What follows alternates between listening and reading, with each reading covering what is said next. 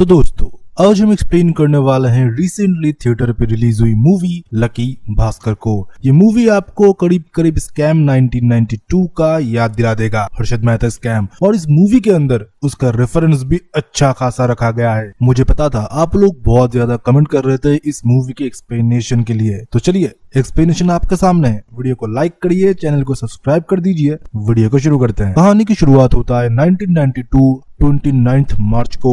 हम तब भास्कर को देख पाते हैं जो कि जॉगिंग कर रहा होता है और तभी उसको अरेस्ट कर लेते हैं सीबीआई। अरेस्ट मतलब उसको हिरासत में लिया जाता है। उसको ले जाया जाता है मगधा बैंक, जिस बैंक में वो खुद काम करता है एक जूनियर पोस्ट पे, जहाँ पर उसकी सैलरी थी करीब 6000 रुपए। उसी के साथ भास्कर को तब ये भी पता चलता है कि उसके घर में भी सीबीआई आए हैं और कागज पत्र देख रहे होते हैं। उसकी वाइफ ने फोन करके बता दिया। बिना पैनिक करे हुए वो सब ऑडियंस को बोलते हैं चलो फ्लैशबैक में चलते हैं। फिर हमको फ्लैशबैक में दिखाया जाता है भास्कर इस मगधा बैंक में ही काम करता है। करीब 6000 रुपए उसकी सैलरी है और कर्जा मार्केट से बहुत उठा के रखा है। बड़े बड़े सपने थे बट पैसा जेब में नहीं था। बैंक में वो डिसेंट एम्प्लॉय था और उसको हमेशा काम करने में शाबाशी मिलता था क्योंकि टाइम से पहले वो काम खत्म कर देता था। इसी के साथ वो 2-3 बार ईयर ऑफ द एम्प्लॉय भी हुआ है। और जिस टाइम की बात मैं कर रहा हूँ 1992, तब बैंक में उतने ज्यादा कंप्यूटर डेटा वगैरह नहीं रखा जाता था ऑनलाइन, मतलब डिजिटली। पेपर वगैरह में लिखा जाता था। हर 6 महीने 2 महीने 3 महीने में उस डेटा को कंप्यूटर में लिखा जाता था। वो सब कुछ मैनुअली होता था, यूजर को लिखना पड़ता था। और कंप्यूटर तब नए नए आ ही थे, उतने एडवांस भी नहीं थे।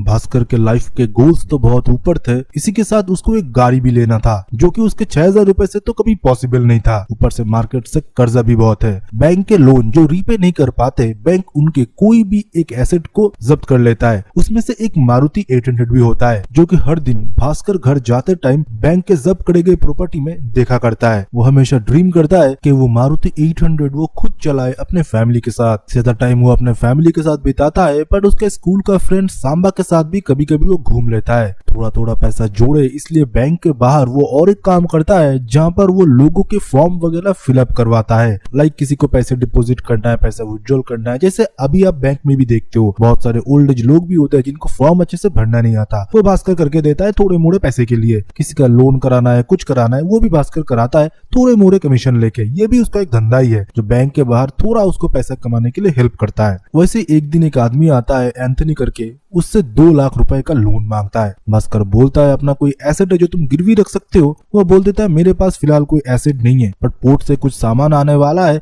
और वो आ भी चुका है, वो मेरे पास एक एसेट है। भास्कर बोलता है कि ऐसे हम एसेट्स को नहीं जब्त कर सकते और तुमको 2 लाख रुपए लोन भी नहीं मिलेगा। सिंपल सी बात बोल के भास्कर उधर से चला जाता है। भास्कर घर जाते टाइम मोहल्ले में भी चुपके छुपाते जाता है क्योंकि मोहल्ले वालों से भी उसने उधार लेके रखा था। अभी अगर भास्कर के फैमिली बैकग्राउंड के बारे में बताऊं, भास्कर के फादर एक सीए थे जो कि अपने दोस्त के साथ एक बिजनेस कर रहे थे। उसके बाद लॉस होने के बाद से उन्होंने कुछ नहीं बोला, मतलब वो चुपचाप रहते हैं, घर में ही रहते हैं, ज्यादा किसी को सलाह मशवरा वो नहीं देते। श्रीमती उसकी वाइफ होती है और उसका एक छोटा सा लड़का भी होता है। श्रीमती को अपना एक बिजनेस ओपन करना था जो कि अचार का होता है। इसके लिए वो सोच रही होती है कि बैंक से लोन लेगी, पर भास्कर बोलता है पहले हमारा लिया हुआ कर्जा खत्म हो जाए फिर जाके तुम बिजनेस स्टार्ट करना। तंगी तो इनके फैमिली में थी, ऊपर से रिलेटिव्स को भी आपको पता है जब आपकी जेब में पैसे नहीं होते वो आपको कितना इज्जत देते हैं। ढेले भर की इज्जत आपको नहीं मिलता, भले अब घर के जमाए क्यों ना हो। वैसे भास्कर को भी फेस करना पड़ता है। 6000 रुपए में कैसे अपने फैमिली को अच्छे से खिलाएंगे, अच्छे से कपड़े पहनेंगे और सुविधाएं देंगे, और रिलेटिव्स के ताने तो आपको सुनने ही पड़ेंगे। ऊपर से इन दोनों ने भाग के शादी किया था और सुमति के घर वाले अभी तक नहीं माने। कौन भी मानेगा 6000 तनखे वाले एक लड़के को। फिर अगले दिन फिर से भास्कर ऑफिस जाता है। उधर वही लड़का मतलब एंथनी उससे मिलता है। 2 लाख के लोन के लिए फिर से पैसा मांगता है। वो पूरा बिजनेस समझाता है। सर मलेशिया से एक जहाज इलेक्ट्रॉनिक टीवी के साथ इंडिया है। जो इलेक्ट्रॉनिक्स टीवी उसके अंदर थे वो टीवीज मैंने 2.5 लाख रुपए में खरीदे और इंडिया में आके मैं उसको बेचने वाला था मेरे पार्टनर लोगों के साथ। पार्टनर लोगों ने हाथ खड़े कर दिए और मेरा पैसा फंस गए और भी मुझे 2 लाख रुपए चाहिए पूरे टीवीज को खरीदने के लिए, नहीं तो पोर्ट वाले उसके ऊपर कब्जा कर लेंगे। अगर मैं वो टीवीज को खरीदता हूँ, पूरा खरीद लेता हूँ और आज ही के दिन उसको डबल प्राइस में मैं बेच सकता हूँ क्योंकि इंडिया में टीवीज और इलेक्ट्रॉनिक्स की डिमांड बहुत है। तो अगर मुझे आप 2 लाख रुपए दे देते हो, वो बेच बेच के मैं आपका पूरा लोन प्रीपे कर दूंगा एक ही दिन में, और ऊपर से आपको कुछ कमीशन भी दूंगा। डील बहुत अच्छा था, ये भास्कर को भी पता है, पर उसके पास पैसे कहाँ। तब सांबा बोलता है तेरा साला तो कॉर्पोरेटर है ना, उससे जाके पैसा मांग। बट भास्कर को पसंद नहीं है, क्योंकि वो ऊपर से उल्टा जवाब सुना देगा, उसके साथ काम करने को बोलेगा, 2-3 ताने देगा। इसलिए भास्कर मना कर देता है, फिर भी बोलता है मैं एक बार कोशिश करके जरूर देखूंगा। फिर उधर से जब भास्कर घर के लिए रवाना देता है, दिमाग में वही बात चल रहा होता है कि अपने साले से वो कैसे बात करेगा। पर मोहल्ले में उसको एक आदमी पकड़ लेता है जिसका नाम पाटिल होता है, जिससे भास्कर ने कर्जा लिया था। वह आदमी भास्कर को बेइज्जत करता है साहब के सामने और उसे मारता भी है, उसका शर्ट भी फाड़ देता है, और उसी के साथ उसका जो बजाज के स्कूटर होता है वो भी वो तोड़ देता है। बहुत शर्मनाक था भास्कर के लिए, वो पूरे मोहल्ले के सामने इतना बेइज्जत उसको होना पड़ा। सिर्फ उसका स्कूटर तोड़ा नहीं था, उसको वो लेके भी चला जाता है, बोलता है कि पैसे देके स्कूटर लेके जाना। भास्कर मायूस होकर घर पहुंचता है, बीवी बच्चों को भी कुछ भी नहीं बताता। फिर अगले दिन बिना पैसे ना होने की वजह से वो चल के ही बैंक तक जाता है, पर बैंक में जाते हुए शॉक हो जाता है। जो प्रमोशन उसे मिलने चाहिए थी वो प्रमोशन किसी दूसरे को मिल गया। आपको पता है ना, ऑफिस पॉलिटिक्स। भास्कर अपना काम बहुत ही शिद्दत से करता था, टाइम पे वो खत्म भी करता था, और उसको हर साल बेस्ट एम्प्लॉय का अवार्ड भी मिलता था। भास्कर ये सब कुछ देखने के बाद उससे बर्दाश्त नहीं हुआ, वो रीजनल मैनेजर के केबिन में जाता है और उनको सब कुछ बोलता है कि बेस्ट एम्प्लॉय होने के बावजूद भी मुझे ये प्रमोशन नहीं मिला। अब ऑफिस में किसी से भी पूछ लीजिए, इस प्रमोशन का हकदार सिर्फ मैं हूँ। पर वो बंदा जिसको आपने प्रमोशन दिया वो सिर्फ और सिर्फ ऑफिस में आपकी चाटुकारिता करता है और आपका बिरादरी का भी है। इसका मतलब तो ये नहीं सर कि आप किसी को भी प्रमोशन दे देंगे, मेरे फैमिली का फाइनेंशियल कंडीशन आप कैसे जानेंगे। ऐसे करके अपना गुस्सा पूरा रीजनल मैनेजर पे उतारता है। फिर क्या था, मैनेजर तो भाई उससे बड़ा पोस्ट है, वो ऊपर से उसे बोल देता है तुम भी ऑफिस खत्म होने के बाद बैंक के दूसरे काम करते हो, डिपॉजिट फॉर्म वगैरह भरना, लोन करवाना, ये भी इलीगल है, तुमको पता है। अगर मैं जीएम को ये रिपोर्ट करता हूँ तुम्हारी नौकरी चली जाएगी, जो 6000 रुपए नसीब हो रहा है ना वो भी नहीं मिलेंगे, सोच समझ के बात क्या करो। भास्कर फिर उनसे माफी मांगता है हाथ जोड़ के, ये बोलते हुए मुझे जॉब से मत निकालिए, और सारे एम्प्लॉय उसे देख रहे होते हैं। उधर भी उस बंदे को ह्यूमिलेट होना पड़ता है। वो सब कुछ सहने के बाद भी भास्कर उस दिन पूरा डे ऑफिस करता है। फिर शाम को जब वो अपने दोस्त के साथ बैठा हुआ होता है, उधर फिर से वो एंथोनी करके लड़का आता है, और भास्कर इस बार कुछ भी नहीं बोलता, सिर्फ उसे 2 लाख रुपए थमा देता है, ये बोलते हुए कि ये जो पैसे हैं ये बैंक से मैंने चुराए हैं, और ये पैसे अगर मुझे आज नहीं वापस मिले मैं जेल जाऊंगा, और हो सकता है कि मेरा पूरा परिवार जहर खा ले, तो ये तुम्हारे हाथ में है और तुम पे मैं विश्वास कर रहा हूँ। वैसे भी मेरा लाइफ पूरा खत्म हो चुका है, घर में ना कोई रिस्पेक्ट है, ऑफिस में ना कोई रिस्पेक्ट है, ऊपर से 6000 रुपए से मेरा गृहस्थ जीवन भी नहीं चल रहा। भास्कर ने अपने रिस्क पे बैंक से 2 लाख रुपए ले लिए थे एंथोनी के ऊपर भरोसा करके। अब से ये तीनों मानो पार्टनर बन चुके थे, सबको सबका राज पता था, भास्कर कहाँ से पैसा ले आ रहा है और आगे कैसा बिजनेस होगा। और जिस दिन भास्कर ने पैसे दिए थे उस दिन शनिवार था, सोमवार को फिर से बैंक खुलेंगे, भास्कर को 2 लाख रुपए बैंक में रखना पड़ेगा, नहीं तो सबको पता चल जाएगा। भास्कर रात को बैठा रहा उस आस में कि टीवीज बिकेंगे डबल प्राइस में, उसको बैंक का भी पैसा मिलेगा, खुद का कमीशन भी। एंड ऑफ द डे वो हो जाता है, टीवी भी बिक जाता है डबल प्राइस में,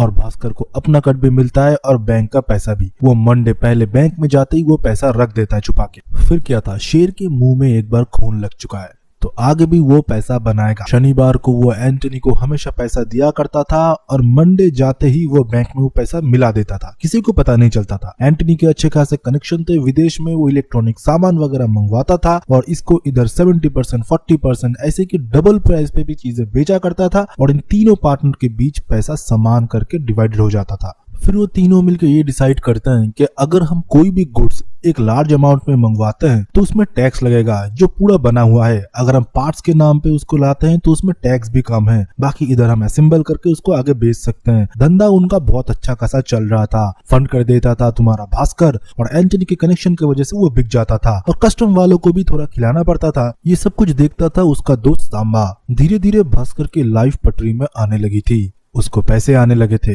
बेटे के बर्थडे भी जोरों जोरों से मनने लगा था, अपनी वाइफ को भी साड़ी गहने वगैरह दिलाता था, और खुद भी अच्छे कपड़े पहनने लगा था। रिश्तेदारों की जलने लगी, लोगों की नजर पड़ने लगी। भास्कर मानो थोड़ा बदला बदला भी रहने लगा था, क्योंकि हाथ पे पैसा आ चुका था, वो ज्यादा टाइम बाहर रहने लगा था, ऊपर से शराब वराब भी पीने लगा था। उसकी बीवी सुमति भी नोटिस करने लगी थी कि उसमें कुछ बदलाव आए हैं। भाई कोई मिडिल क्लास का बंदा जिसके पास इतने पैसे अचानक से आने लगेंगे वो कैसे खर्च करेगा वो उसे भी पता नहीं। भास्कर के के लाइफ में सब कुछ ठीक ही चल रहा होता है। उसके बेटे के बर्थडे पार्टी में एंटनी भी आया होता है और उसका दोस्त सांबा भी। एंटनी भास्कर को अपनी मन की बात बताता है कि मेरे पार्टनर ने जब मुझको धोखा दिया था तब मैं बहुत कर्जे में चला गया था, पर तुम लोग जब मेरे नए पार्टनर बने, हमारा बिजनेस आगे बढ़ा, मैंने ठीक ठाक पैसा कमा लिया और आज मेरा बेटा भी विदेश में पढ़ रहा है। उसने मुझे बुला लिया है। इससे पहले चाहता हूँ कि एक बड़ा सा हाथ मारूं और पूरा सेटल हो जाओ यार।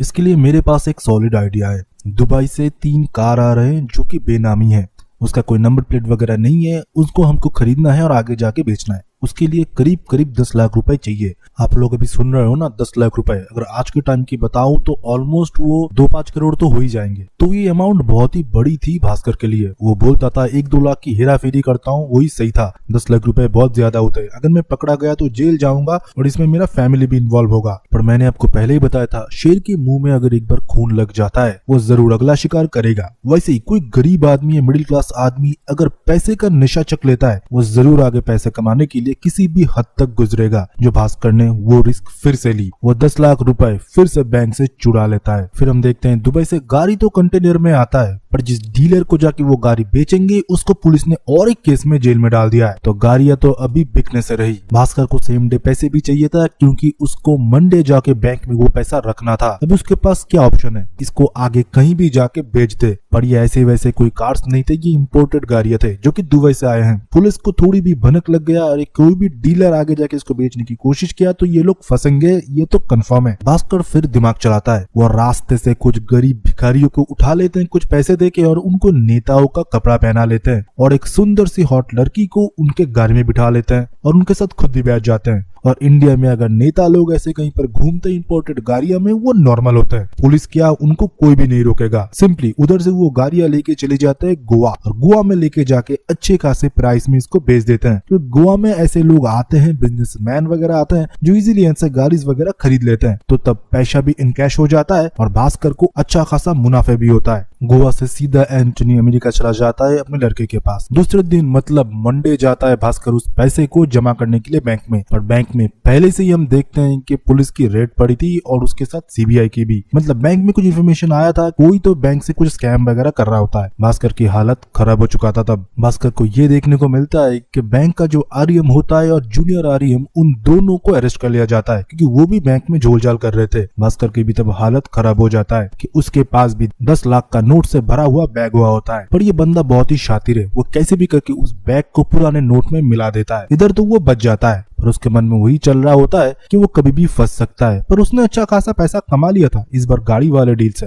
फिर उसे पता चलता है कि उसका भाई वो विदेश में उसका स्कॉलरशिप में जॉब लगा है, वो जाना चाहता है उधर, पर उसके पास पैसे नहीं है और अच्छा खासा खर्चा भी होने वाला था। तो अपना सारा पैसा भास्कर उसके एजुकेशन में डाल देता है और उसके रहने के लिए भी। तो फिर से भास्कर के पास बहुत ही कम पैसे बचे हुए होते हैं। फिर अगले दिन जब भास्कर ऑफिस जाता है, बैंक के जो चेयरमैन होते हैं वो रूल्स को चेंज कर चुके थे। जब एआरएम वगैरह जेल चले जाते हैं इस काम करने के बाद, भास्कर को वो लोग असिस्टेंट जीएम के पोजीशन पे डाल देते हैं और सैलरी सीधा 6,000 से 19,000 हो जाती है। ये बंदा तो बहुत खुश हो चुका था, पर उसके लिए 19,000 रुपए तो कुछ भी नहीं थे। मनी मन खुश हो रहा था कि अच्छा खासा प्रमोशन उसको मिल चुका है। घर में बीवी तो इसी पैसे की रोटी खाने से खुश रहेगी। इसी के साथ चेयरमैन उसे ये भी ऑफर देता है, तुमको अगर कुछ एडिशनल पर्क्स चाहिए तुम वो भी बोल सकते हो। तो पर्क्स में वो क्या मांगता है आपको भी पता है, वो होंडा सिटी जो कि बैंक ने जब्त करके रखे थे, बंदे को वो भी मिल जाता है। मानो सब कुछ उसके साथ सही हो रहा था। हमको प्रेजेंट डे में दिखाया जाता है जब सीबीआई ऑफिसर भास्कर के ऊपर रेड मार रहे थे, मतलब उसको हिरासत में ले लिया जाता है। उसके बैंक अकाउंट के स्टेटमेंट में 100 करोड़ रुपए दिखते हैं। भास्कर हमको फिर से फ्लैशबैक में लेके चले जाते हैं, जहां पर हम भास्कर को देखते हैं, जहां पर उसके जो चेयरमैन होते हैं उसको समझा रहे होते हैं। बैंक के कुछ स्पेशल कस्टमर भी होते हैं जिन लोगों की वजह से हमारा बैंक चलता है, मतलब हमारा बैंक का मुनाफा बढ़ता है। उनमें से एक खास कस्टमर है जिनको मैं तुम्हारे पास हैंड ओवर करता हूँ, जिसका नाम है हर्षद मेहता। और ये नाम सुनते ही मे बी जो व्यूअर्स है आपके मन में वही म्यूजिक बज रहा होगा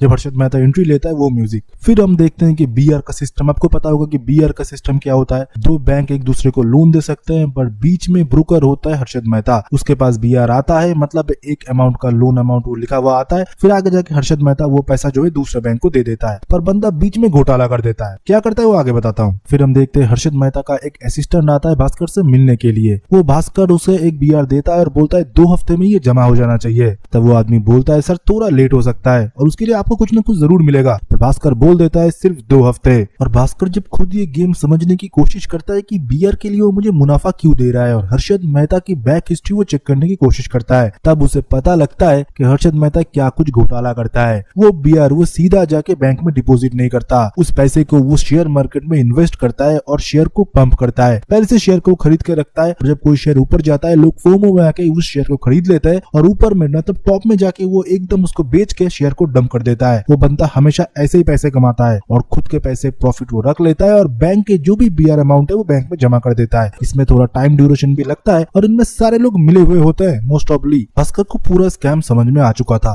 वो चाहता तो चेयरमैन को जाके बता सकता था, पर उसने सोचा इससे उसका क्या फायदा होगा, तो सीधा वो हर्षद मेहता के उस आदमी से डील करता है कि हर एक बीआर का 1% मैं लूंगा और जो भी हर्षद मेहता इन्वेस्ट करेंगे वो मुझे पहले से ही बताना पड़ेगा। मैं भी एकदम बॉटम में खरीदूंगा और उनके साथ ही टॉप में निकलूंगा। ऐसे करके इस बंदे ने बहुत पैसे छापे थे और बहुत दिनों तक ये सब कुछ चल भी रहा था। और भास्कर को तब तक पता चल चुका था कि ये जो पैसा बीआर से उसको मिलेगा 1% का कमीशन, इसको कैसे घुमाना है। वो लॉटरी वगैरह खरीदता था, उसमें टैक्स वैक्स कटने के बाद वो फिर से व्हाइट पैसा हो जाता था। हॉर्स रेसिंग वगैरह में उसको इन्वेस्ट करता था वगैरह वगैरह करके उस पैसे को वो व्हाइट करके लेता था और हर्षद मेहता के साथ ही उसको इन्वेस्ट किया करता था। और करंट टाइम में वो सीबीआई को ये बता रहा है कि उस पैसा मैंने स्टॉक में इन्वेस्ट करके मैंने इतने पैसे कमाए हैं। तो धीरे धीरे ये बंदा बहुत पैसे कमाने लगा था। उस टाइम में 100 करोड़ 50 करोड़ रुपए कम नहीं होते थे। ये धीरे धीरे मुनाफा कमाता गया और हर्षद मेहता के साथ ही वो ट्रेडिंग करता गया था। तो इसके चलते उसके गृहस्थी जीवन में भी प्रॉब्लम आ चुका था। सिर्फ पैसे की लत ही उसके लग चुकी थी। इंसान को इंसान न समझना, अपने एम्प्लॉय से अच्छे से बात न करना, किसी भी चीज को एक नजर रखते ही खरीद लेना और धीरे धीरे शराब के नशे में भी वो डूब चुका था। फैमिली को भी टाइम नहीं देता था।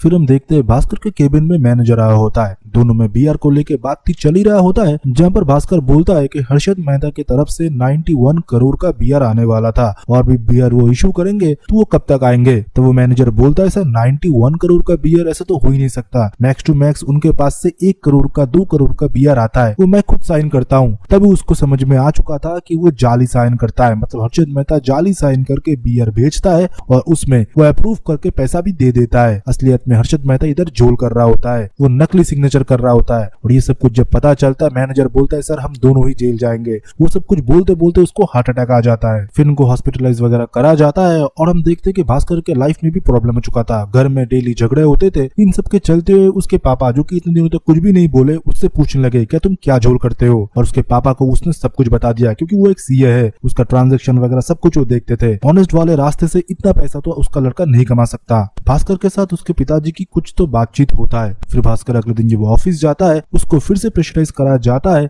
एक सीनियर अथॉरिटी के द्वारा कि इस बीआर को तुम अप्रूव करो हर्षद मेहता के। बट भास्कर नहीं करता, वो रिजाइन देके बाहर चला आता है। फिर अगले दिन सुबह ही उसको ये सीबीआई ऑफिसर पकड़ लेते हैं। वो सीबीआई ऑफिसर आखिर में उसे ये सलाह देते हैं तुम्हारे अकाउंट में जो 100 करोड़ रुपए हैं उनका हिसाब तुम भले मुझे दे दो, पर इनकम टैक्स को इसके बारे में कुछ भी नहीं पता और मैं चाहूँ तो तुम्हारी लाइफ हेल्प भी कर सकता हूँ। इससे अच्छे तुम हर्षद के बीआर को अप्रूव कर दो। मतलब बैंक के हायर अथॉरिटी के साथ ये सीबीआई ऑफिसर भी मिला हुआ है। वो भी चाहता है कि इसका अप्रूवल हर्षद को मिल जाए। भास्कर के पास कोई ऑप्शन नहीं था, उसको सब कुछ साइन करके हर्षद को देना पड़ता है और जो 100 करोड़ रुपए उसके बैंक में थे वो भी उसको ड्राफ्ट में लिख के देना पड़ता है कि वो हर्षद को वो देगा। और चौंका देने वाली बात ये थी जब भास्कर ये सब कुछ करके निकल जाता है, 2-3 दिन बीत जाता है, जब उस पैसे को रिडीम करने के लिए हर्षद के लोग बैंक में जाते हैं उधर कोई पैसा था ही नहीं। मैंने पहले आप लोगों को बोला था कि कंप्यूटर नए नए आए थे, 6-6 महीने के ट्रांजेक्शन कंप्यूटर में बाद में लिखा जाता है और बैंक का प्रोसीजर भी बहुत स्लो होता है। उस लूप होल को काम में लेते हुए ही बहुत पहले ही उसने पैसे निकाल लिए थे, बट ट्रांजेक्शन और डिटेल में अभी भी लिखा हुआ था कि उसके बैंक अकाउंट में 100 करोड़ रुपए हैं, क्योंकि ये सारा स्ट्रेटेजी और सारा आइडिया उसे दिया था उसके पापा ने, जो कि एक सीए थे। इसी के साथ भास्कर को ये भी सलाह दिया गया था कि उस पैसे से अमेरिका में एक प्लॉट खरीदो और हम लोग सब लोग उधर शिफ्ट हो जाएंगे। सब कुछ ग्रीन कार्ड के थ्रू तुम खरीदना, क्योंकि आज नहीं तो कल तुम्हारे पीछे आरबीआई सीबीआई वगैरह जरूर पड़ेंगे। इससे अच्छा कंट्री ही छोड़ देते हैं। और भास्कर ने वही काम किया, क्योंकि उसके पापा सीए थे, उनको सारा लीगल प्रोसीजर स्ट्रेटेजीज वगैरह पता थे। तो बैंक के लूप होल के बारे में लड़के को पता था और सारे स्ट्रेटेजीज के बारे में उसके पापा को पता था। 100 करोड़ लेके भास्कर और उसकी पूरी फैमिली अमेरिका शिफ्ट हो जाते हैं। और इसी के साथ लकी भास्कर मूवी की एक्सप्लेनेशन खत्म होता है। वीडियो पसंद आता है तो वीडियो को लाइक जरूर अप करें एंड कमेंट सेक्शन में अपना ओपिनियन तो जरूर दे।